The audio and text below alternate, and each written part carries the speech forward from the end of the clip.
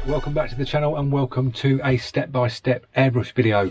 In today's video we are doing the Cyberpunk. This is the first one on the list of these portraits that I popped up on the channel last night on what's coming up in Studio 2. So it's the Cyberpunk one today. The first stages on this is to get this piece of artwork across to a piece of paper that we need to work on. Now it's quite straightforward. I'm using a projector. I'll stand in the shadow of the projector and just lightly go around with the pencil and just mark out all the intricate pieces that I need as guidance, just so I can follow along when I'm airbrushing. So that's the first stage. I won't put you through that. Nice and simple. If you want to see how I transfer images, there is a video on the channel, guys, on transferring your image across. So I'll see you in 5, back in here.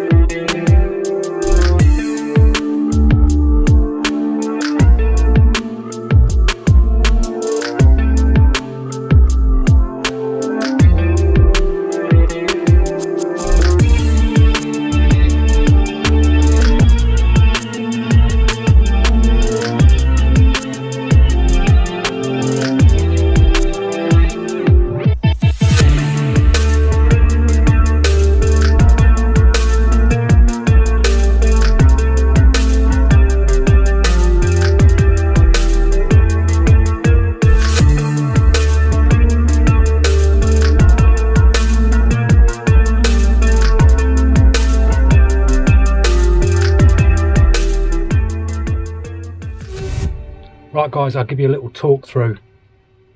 Now in that video clip you just seen there, the little time lapse, said I started off with the value 5, which I did, which is around here somewhere.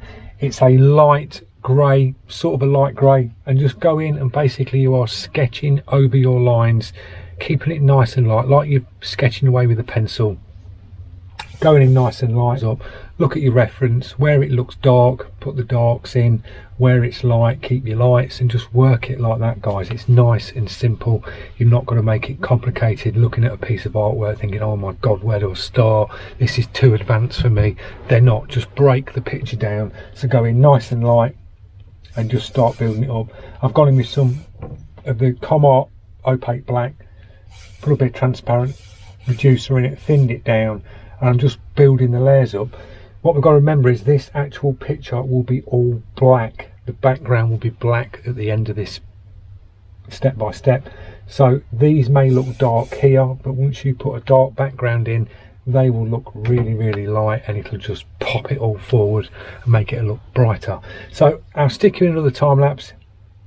The paints that I'm using, I'm doing a mixture really. I've got some golden in my grayscale mix mixed up, and I'm using Comart for the first time. I got brought some of this for Christmas, so I thought I'll give it a go. We'll try some Comart, and it seems to be working nice. The opaque black seems more like a very light grey. I think it's like you've got to build it up and build it up, but I don't mind that. So we'll press on. I'll see you in the next time lapse.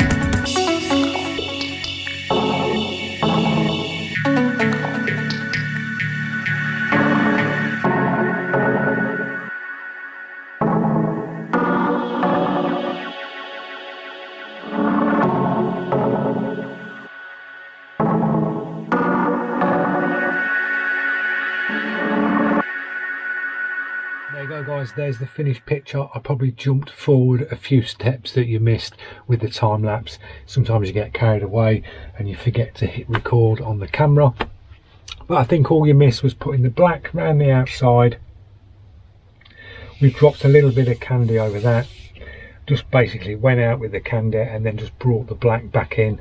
Dropped a few little highlights with the paint pen, and then we just over a little bit of purple transparent just to finish that piece of the hair off, and that's all done. So quite a simple one.